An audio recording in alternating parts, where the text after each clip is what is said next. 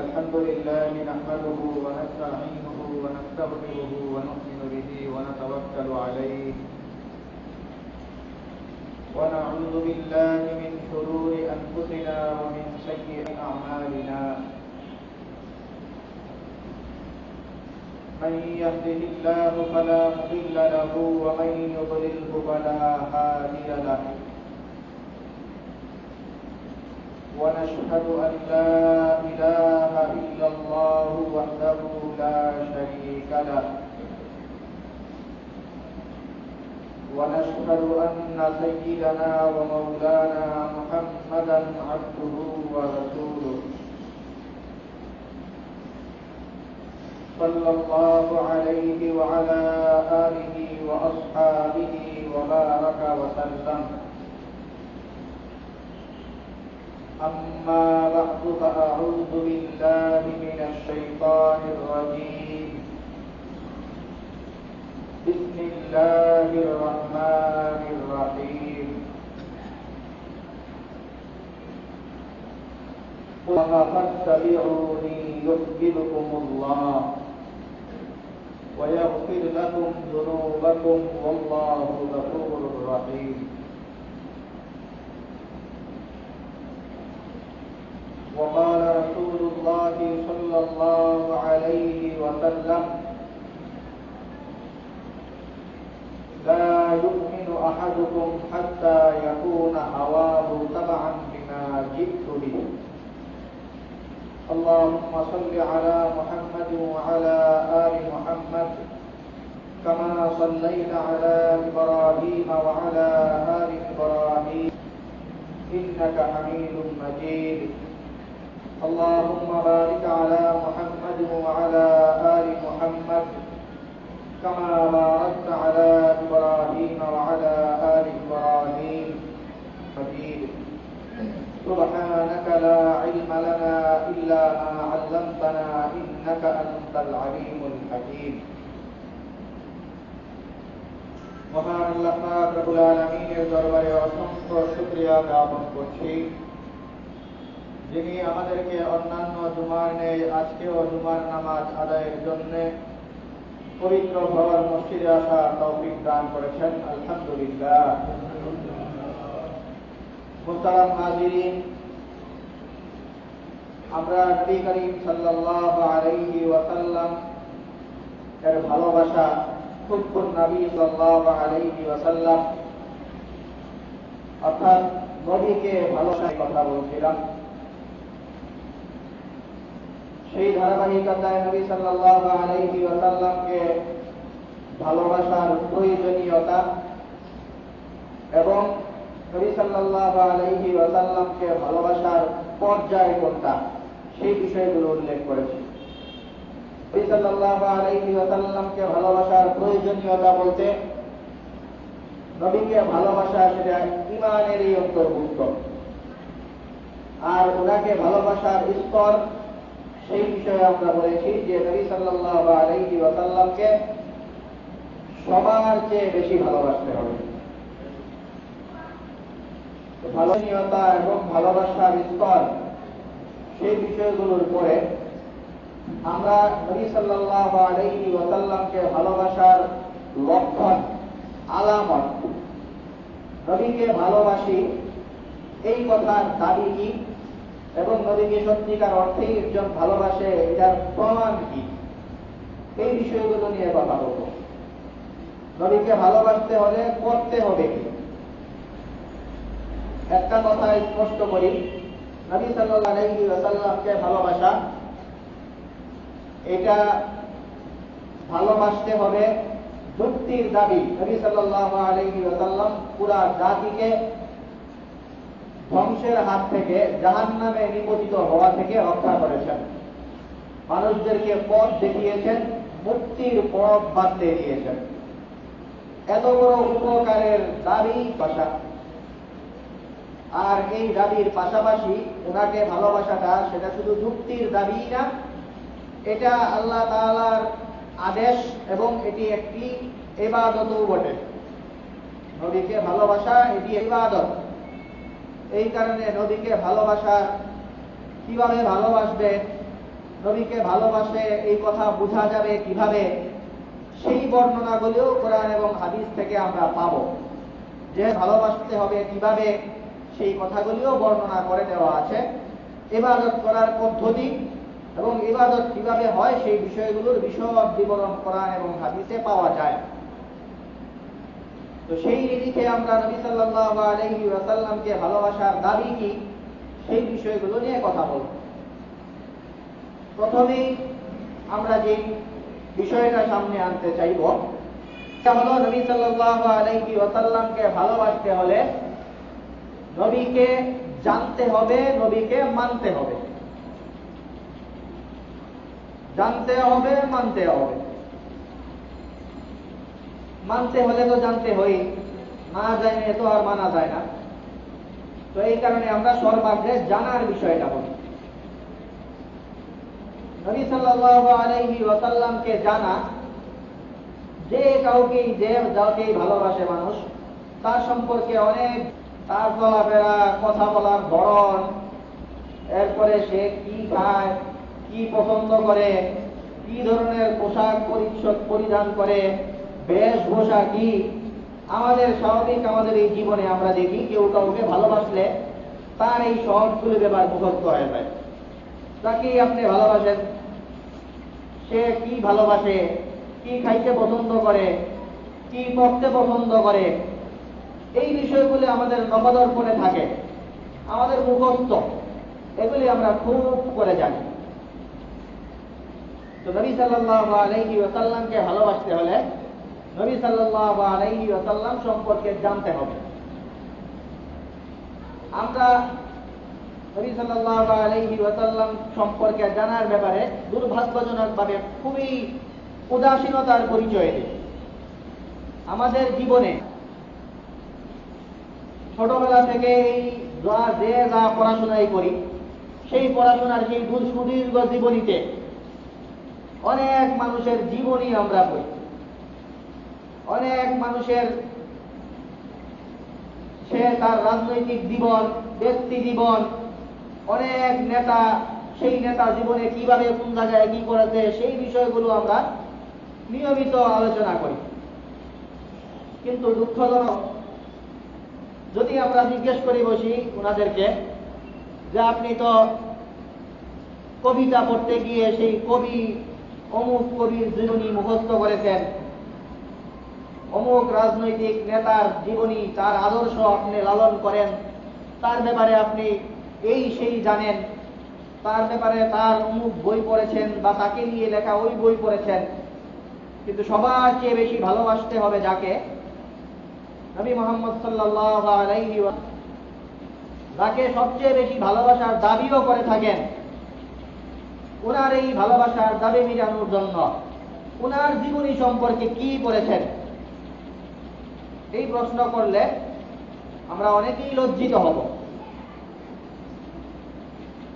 যাকে সবচেয়ে বেশি এবং যাকে সবচেয়ে বেশি ভালোবাসি বলে আমরা দাবিও করি, সেই নবী সাল্লাল্লাহু আলাইহি ওয়াসাল্লাম উনাকে জানার জন্য আমরা তেমন কিছু করি না। এটা আমাদের বড় একটা সমস্যা। তো আমরা নবী সাল্লাল্লাহু আলাইহি ওয়াসাল্লামকে ভালোবাসা নিয়ে যেই কথা বলছি, সেই কথার মধ্য দিয়ে আমরা এই কথাটুকু আপনাদের কাছে দাবি জানাই এবং আপনাদের কাছে আমাদের এই অনুরোধটুকু রইল যে আমরা নবী সাল্লাল্লাহু আলাইহি ওয়াসাল্লামকে ভালোবাসার এই ধারাবাহিকতায় নবী সাল্লাল্লাহু আলাইহি ওয়াসাল্লামের পুরা জীবনী নিয়ে লেখা ছোট্ট একটি বই হলেও আমরা অবশ্যই পড়ব। সবচেয়ে ছোট বই হোক, কিন্তু পূর্ণাঙ্গ জীবনী। পূর্ণাঙ্গ জীবনী কারো কাছ থেকে আপনি শুনতে পারবেন না। আমাদেরকে আলোচনা করতে বললে আমরা জীবনের কয়েকটা গুরুত্বপূর্ণ অংশই শুধু আলোচনা করতে পারি। অন্য যেই কারো কাছ থেকে আলোচনা, ধারাবাহিক আলোচনা শুনতে গেলে সেই বিষয়গুলোকে একদমই অসম্ভব। এটার জন্য নবী সাল্লাল্লাহু আলাইহি ওয়াসাল্লামকে পড়তে হবে, ওনাকে নিয়ে লেখা ওনার জীবনী সংক্রান্ত কিতাব, বই এগুলো হবে। সবচেয়ে ছোট পড়তে চাইলে আমাদের কওমি মাদ্রাসা সমূহে নবী সাল্লাল্লাহু আলাইহি ওয়াসাল্লামের জীবনী পড়ানো হয়। কিতাবের নাম যদি বলি তাহলে অনেকের মুখস্থ করতে কষ্ট হইতে পারে। তারিখুল ইসলাম, সিরাতুল খাতামিল আম্বিয়া, এই নামগুলি একটু করে ভুলে যেতে পারেন, তবে একটা তথ্য আপনারা মুখস্থ রাখতে পারবেন, সেটা হলো ছোট বইগুলি ওনার জীবনীকে নিয়ে নবী সাল্লাল্লাহু আলাইহি ওয়াসাল্লামকে কেন্দ্র করে লেখা ছোট যে বইগুলি, এগুলি কওমি মাদ্রাসার ছোট ক্লাসে পড়ানো হয়। যত বিস্তারিত এত উপরে পড়ানো হয়, আর বাচ্চাদেরকে যেগুলি পড়ানো হয় এগুলি একদম ছোট্ট বই। যে ছোট্ট বই মুখস্থ করতে চান তার এই কথা তথ্যটা জানা থাকলেই চলবে যে এই ধরনের বই মাদ্রাসার ছোট ক্লাসে পড়ানো হয়। তাইলে এই সব তথ্য নেওয়াটা সহজ যে কি পড়ানো হয়। ওদের কাছ থেকে, কোনো ছাত্রের কাছ থেকে যে আমাকে এই বইটা এনে দিও, এইভাবে আপনারা সেই বইগুলো অর্জনে হাঁটতে পারেন। আর যদি আস্তে আস্তে পড়াশোনার পরিধি বাড়াতে চান তাহলে অন্যান্য কিতাব ছোটগুলি পড়ার পরে বিস্তারিত পড়া, এই ওয়াসাল্লামকে বিস্তারিত পড়ার ব্যাপারে ঐতিহাসিক ওলামায়ে কেরাম যারা, ওনারা বলেন যে যাকে মানুষ ভালোবাসে তাকে দেখতে চায়, যে যাকে ভালোবাসে তার সাথে দেখা করা এটা অনেক বড় একটা স্বপ্ন। তো নবী সাল্লাল্লাহু আলাইহি ওয়াসাল্লামকে যে আসলেই ভালোবাসে তারও একটা স্বপ্ন থাকে, সেটা হলো নবী সাল্লাল্লাহু আলাইহি ওয়াসাল্লামকে দেখা। তো উলামায়ে কেরামগণ এই বক্তব্য দিয়ে থাকেন যে নবী সাল্লাল্লাহু আলাইহি ওয়াসাল্লামকে দেখার একটা পথ খোলা আছে, সেটা হলো নবী সাল্লাল্লাহু আলাইহি ওয়াসাল্লামকে স্বপ্নে দেখা। নবী সাল্লাল্লাহু আলাইহি ওয়াসাল্লামকে স্বপ্ন দেখা, এই স্বপ্ন দেখার মাধ্যমে নবীকে দেখার আশা যেটা, এটা পূরণ হতে পারে। আর একটা তথ্য আপনাদের দিয়ে দেই, সেটা হলো স্বপ্নে মানুষ আশেপাশে জিনিস দেখে। শুধু মানুষজন স্বপ্নে দেখার পরে এসে বলে যে এইটা স্বপ্ন দেখলাম, ওইটা দেখলাম, কি দেখলাম। মানুষের স্বপ্ন বেশিরভাগই ওই কল্পনা যা করে ওইগুলি দেখে, এগুলোর আসলে তেমন কোনো ব্যাখ্যা টেখ্যা এগুলির দরকার হয় না। সারাদিন চিন্তা করছে, ওগুলো রাতে ঘুমায় তারপরে দেখে, এগুলির কোনো ব্যাখ্যাও হয় না। কিন্তু আন্তাজি মানুষ জিনিস দেখে স্বপ্নে, কিন্তু কেউ যদি নবী সাল্লাল্লাহু আলাইহি ওয়াসাল্লামকে স্বপ্ন দেখে, নবীকে স্বপ্ন দেখার ব্যাপারে নবী নিজেই বলে গেছেন, মান রাআনি ফিল মানামি ফাকাদ রাআনি, স্বপ্নে দেখলে তো অনেকে মনে করো যে কি আন্তাজি হয়তো দেখে ফেলছি কিছু, কিন্তু মান রাআনি বিল মানামি, আমাকে যে স্বপ্নে দেখলো, ফাকাদ রাআনি, সে কিন্তু আজেবাজে জিনিস দেখে নাই, আসলেই আমাকে দেখছে। যে আমাকে স্বপ্ন দেখছে সে আসলেই আমাকে দেখছে। কেন? ফাইন্না শাইতানা লা ইয়াতামাসসালু বি, কারণ সাধারণ স্বপ্ন দেখলে মানুষ আজেবাজে জিনিসও দেখে, কারণ শয়তান বিভিন্ন ঢং ধরতে পারে। শয়তান বিভিন্ন ঢং ধরে মানুষের সামনে উপস্থিত হয়, আর মানুষ এটা দেখলে মনে করে যে এটা স্বপ্নের মধ্যে এটা দেখলো। কিন্তু শয়তান কখনো আমার বেশ ধরতে পারে না। নবী সাল্লাল্লাহু আলাইহি ওয়াসাল্লাম বলছেন, শয়তান আমার আকৃতি কখনো ধারণ করতে পারে না। এই কারণে আমাকে যদি কেউ স্বপ্ন দেখে থাকে, এর অর্থ হলো আক্ষরিক অর্থে সে আমাকেই দেখলো। তো নবী সাল্লাল্লাহু আলাইহি ওয়াসাল্লামকে স্বপ্ন যোগে দেখা এই একটা পথ খোলা। এটা কেমনে দেখে? যাকে মানুষ ভালোবাসে তাকে দেখা একটা বড় স্বপ্ন, সেই স্বপ্ন বাস্তবায়নের ব্যাপারে উলামায়ে কেরাম বলেন, নবী সাল্লাল্লাহু আলাইহি ওয়াসাল্লামের জীবনী বেশি বেশি পড়া আর ওনার উপরে দুরূদ পাঠ করা, এই দুইটা কাজ করলে নবী সাল্লাল্লাহু আলাইহি ওয়াসাল্লামকে স্বপ্নে দেখা সহজ হয়ে যায়। তো এর মধ্যে আমরা একটা কথা বললাম, সেটা হলো জীবনী পড়া, সিরাত, নবীর সিরাত অধ্যয়ন করা। নবীর সিরাত অধ্যয়ন করার মাধ্যমে নবী সাল্লাল্লাহু আলাইহি ওয়াসাল্লামকে জানা যায়, নবী সাল্লাল্লাহু আলাইহি ওয়াসাল্লাম সম্পর্কে শেখা যায়। নবী সাল্লাল্লাহু আলাইহি ওয়াসাল্লাম সম্পর্কে জানা, নবী সাল্লাল্লাহু আলাইহি ওয়াসাল্লাম কেমন ছিলেন, খাইতেন কিভাবে, চলতেন কিভাবে, হাঁটতেন কিভাবে, ওনার বেশভূষা কি ছিল, এই সবগুলি বিষয় সিরাতের রূপে আছে। সাহাবায়ে কেরাম রাদিয়াল্লাহু তাআলা আনহুম ওনারা এই বর্ণনাগুলি দিয়ে গেছেন।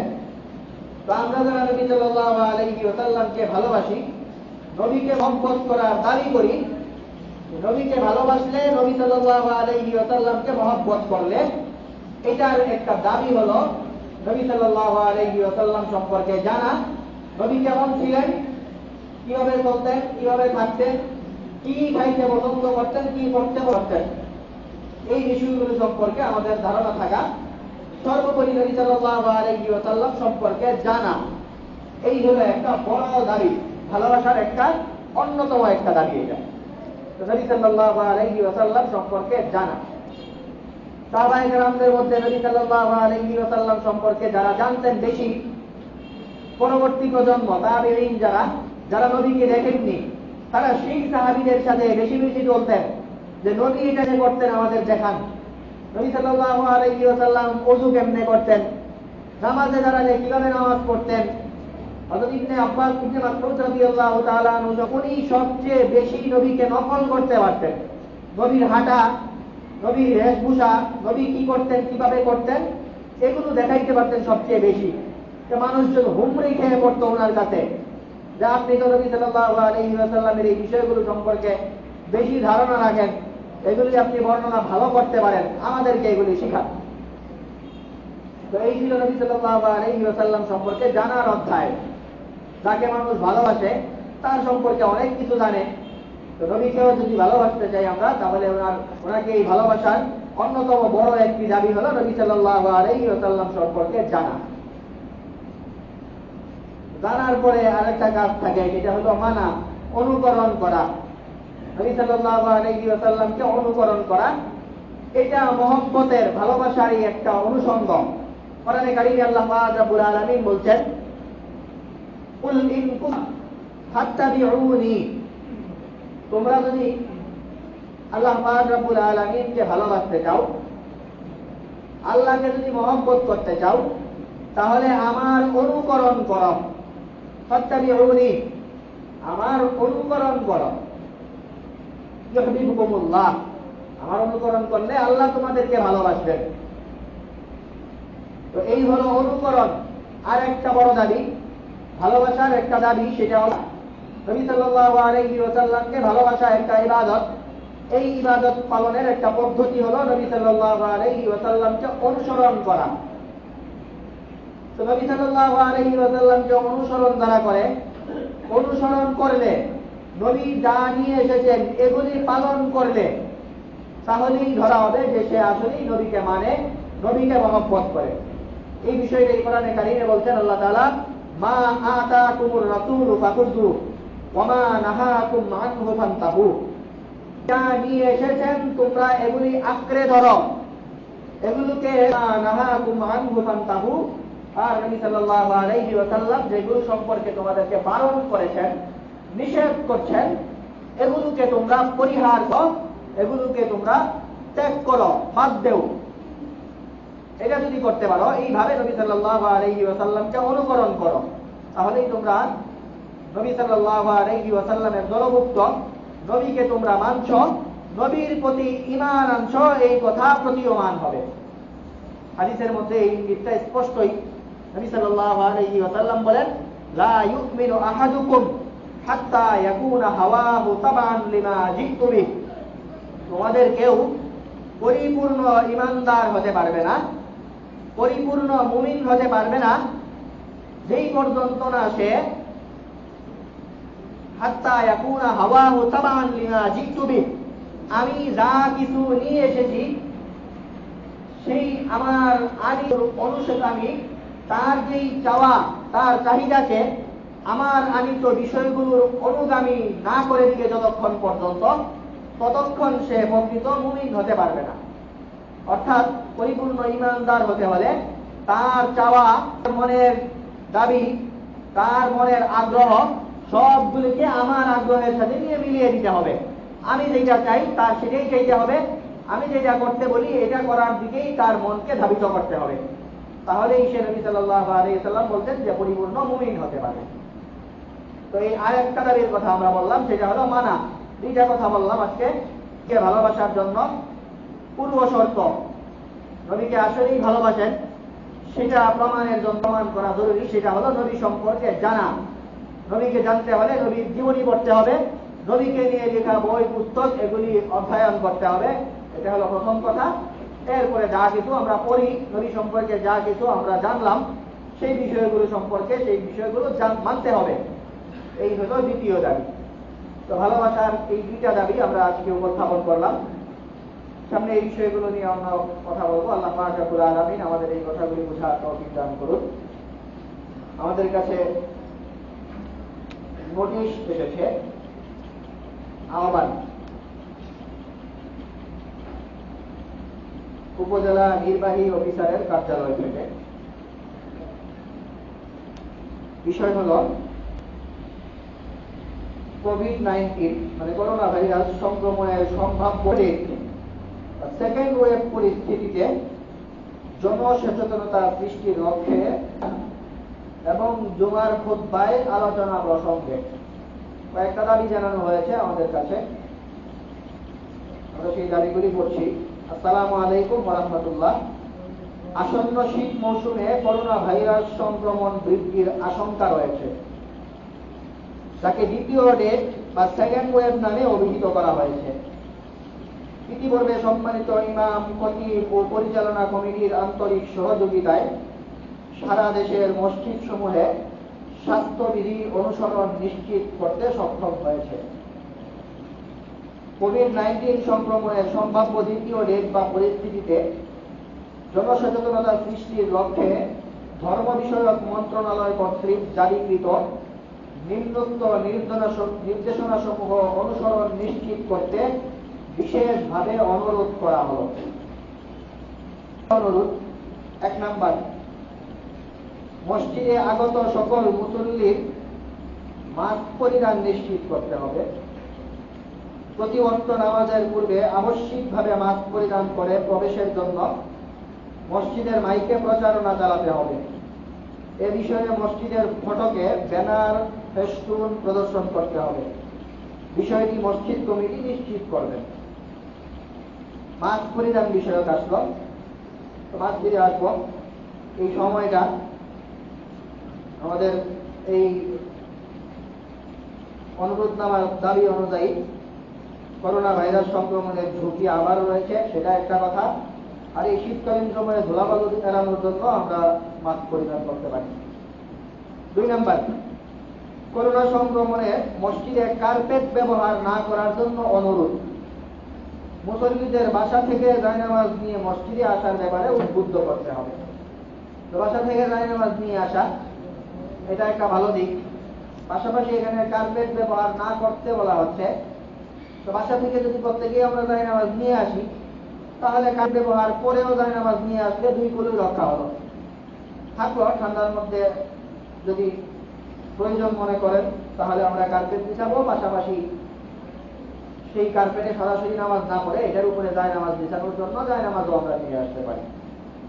পরপর সাবান পানি দিয়ে হাত ধোয়া সহ স্বাস্থ্য সেবা বিভাগ কর্তৃক জারিকৃত স্বাস্থ্যবিধি অনুসরণ ও সামাজিক দূরত্ব মেনে চলতে হবে।